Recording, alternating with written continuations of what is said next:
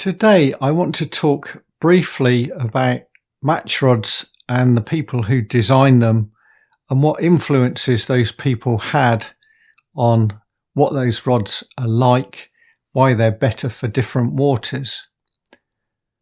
You could be forgiven for thinking that all match rods are designed by vast teams of designers who've spent years perfecting the exact actions, tried out loads of prototypes and all the rest of it. But often the truth is much simpler than that. If we go back many years, rods were handmade in the days of Spanish reed and built cane, and there were specialised rod makers, especially in cities such as Sheffield. But when we went on to fiberglass, people sort of tried a few tapers and that will do. And that was the case. And you didn't really hear much of big name match anglers designing match rods. All cocks who were later absorbed by Shakespeare in the late 60s got Benny Ashurst and Billy Lane to put their names to fiberglass match rods. But beyond sort of give that a go, Benny, or give that a go, Billy, what do you think of it? There wasn't much more input than that. And with fiberglass rods, by I think in the early 70s, when Ivan Mark set up in business with Roy Marlow, Roy realised that they could make much more money selling tackle. And Ivan liked a fiberglass rod called the Lee's Golden Jubilee, which was named for the 50 years celebration of Lee's fishing tackle from Redditch in 1964. It's a 3-piece 12-foot or a 4-piece 13-foot fiberglass rod. And he said to the East Anglian Rod Company, basically, can you replicate this rod with very few changes? So the Persuader, as it was known, match rod came out in a 12 and a 13-foot rod. And it was basically a copy of this older rod that dated from about 8 years before. And there was competition by then with the famous Abu Mark V and then the Mark VI, which sold like hotcakes in around about 1973 and 74. There were no discounts on it. You had a job to get one. If we fast forward a bit into the era of carbon, at first people making carbon fibre match rods in the mid to late 70s didn't have much idea at all. The mandrels that they made them on were very different to the fiberglass ones because the rods were much slimmer, and some of the early rods were described as fierce. They were much lighter. They were half the weight of fiberglass, but they had a very powerful actions. And this was in the days of people using Bayer 1.7 pound as a main line with hook lengths of 1.1 pound Bayer. So people quickly found they were bumping off fish or breaking the hook length. And so people started to experiment with spliced tips. One of the early rods to get a name behind it was the Sundridge match rod that was Kevin Ashurst put his name to. How much of that design he actually was involved with, I don't know. Very light rod, quite brittle, prone to breakages that were replaced without quibble. Some people said if we put in a very fine, solid carbon tip in it, we will improve the action because there was a massive flat spot in the end of that match rod. People could see a way forward there. And one of the people who could see a way forward was John Dean, who in the late 70s, this brilliant Trent match angler, really did carry pretty much all before him.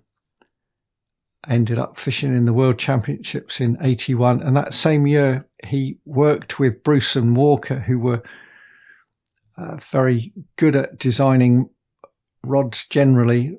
They've long since stopped doing match rods, but in the mid to late 70s, they did some quite good glass rods and then switched to some leading carbon rods. And they, with working with John, who was a real perfectionist, they were able to replicate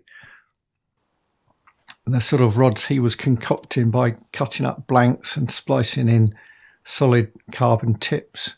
So the John Dean stick float rod, and there was a Waggler version with a hollow tip, was born. So that's one of the first people to really put their name to a decent match rod, and a rod that was influenced by John's fishing, which was on the Trent, fairly tippy rod, but capable of Waggler fishing as well, a versatile rod.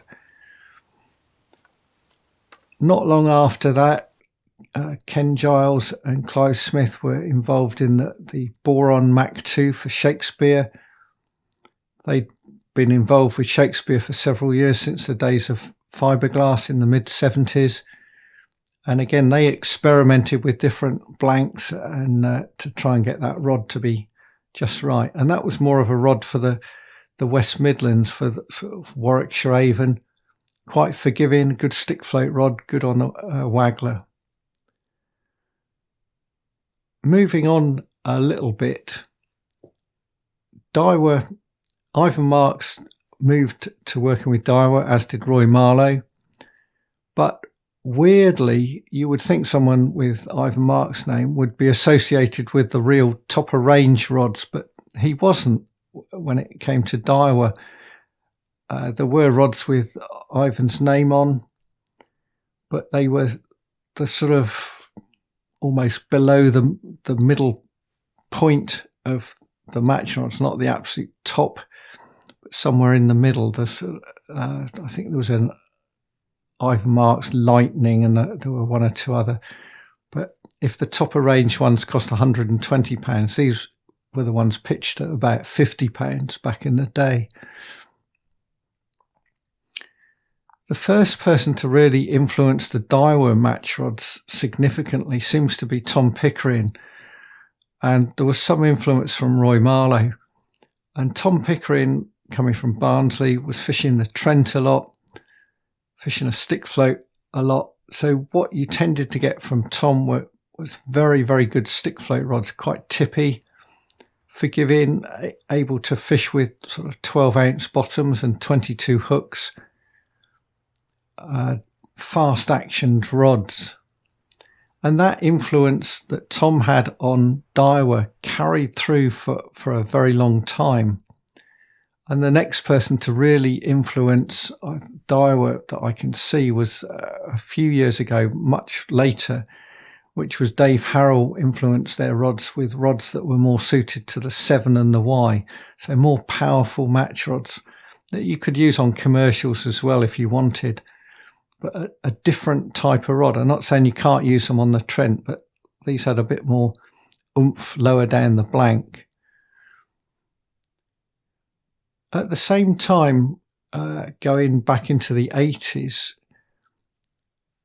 Normark, which are Japanese-made rods, started to appear in the early 80s. And at some point, Geoff Salisbury, who was an Exeter tackle dealer, got involved. Quite when, I don't know. He was, because Normark's distributor was based in the West Country, there was a natural tie-up there. And Geoff's first rods that I know of that he really influenced, I believe, were the Norboron, which was a splice tip rod, and then the start of the Avenger, Titan and Microlight series, which went into different iterations. So you had the 2000 versions of those. There was a 1000 version of the Avenger and Titan, a 3000 version, real top of the range of the Titan and the Avenger. And then there were some Mark IIs in 2 iterations that were sort of post Geoff Salisbury's involvement. Quite what waters those were aimed at, I'm not sure, but they are exceptional rods. They can do just about everything. They're not as tippy as those Trent rods that I mentioned with Tom Pickering's involvement. Very good Waggler rods. You can fish the Bristol Avon, the Warwickshire Avon.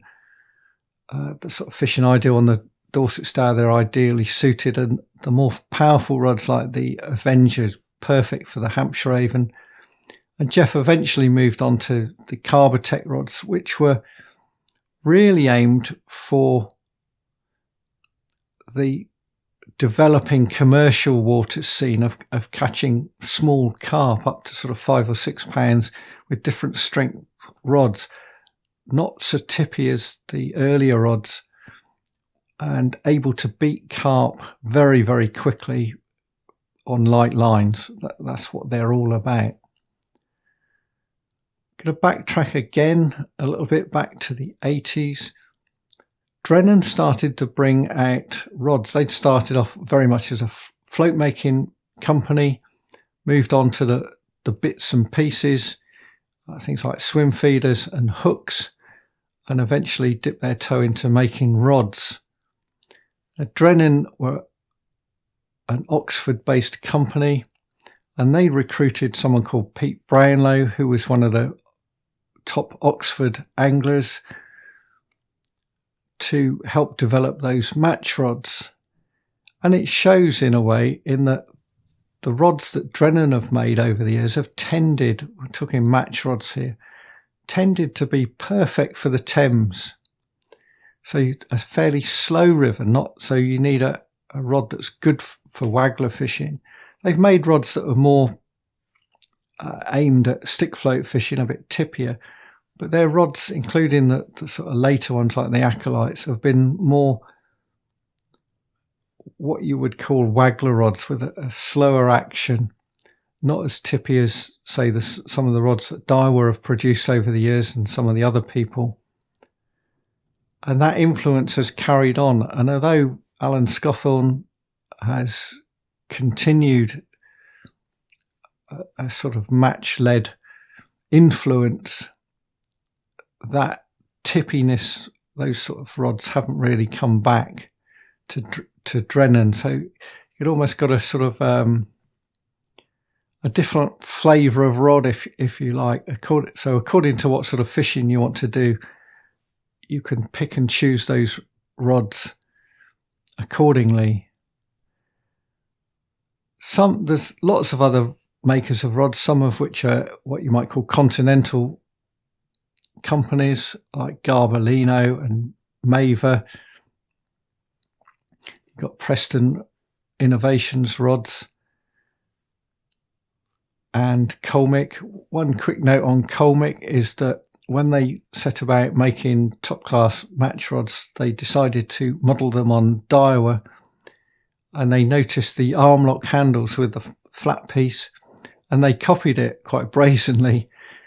That is now out of patent. I believe it was patented in about 1995, so that patent would last 20 years, and that will have now would have gone. They can't call it an arm lock. That's a trademark. That's a different thing altogether. Trademarks last as long as you're able to defend them. But they did copy that from Daiwa, and I think Preston have now copied it as well because, like I say, it's out of patent. One other type of rod that I've used, one brand, is the Harrison rods, and Dave Harrell put his name to some rods based on Harrison blanks quite a long time ago, over 30 years, and they are someone gave me one of these splice tip rods, Dave Harrell ST 13 foot. What a brilliant rod that is. And I've also got the hollow tip for it. It makes it more of a waggler rod. And again, very versatile, very light rod, very well made. Similar theme, and there have been so many rods, and these are not rods we see down in sunny Dorset. The TriCast, who are based up north, and John Allerton has had some influence with them over the years, as did, I believe, Tom Pickering did. So you tend to see what you might call good Trent rods, tippy rods that will bend progressively, so you can hook things like chub on fine gear and get them out. I've got a John Allerton Premier Match, and it's a fantastic blank. Although if anyone at TriCast is listening, I've switched that horrible screw up reel fit into a few Fuji screw down and put my trademark cork hood on it. And now it's 10 times more comfortable to use, and it's just magic, an extension of your arm. Very, very versatile rod, as are many of the other ones I've got. Some of the good Normarks are brilliant rods. On that note, I'm going to call it a wrap. I've rambled on. I've shown you a few clips of using some of these rods as I've mentioned them. And if anyone ever wants to pick holes in all this, then feel free to do so. These are just my observations over a number of decades. Until next time, it's goodbye for now.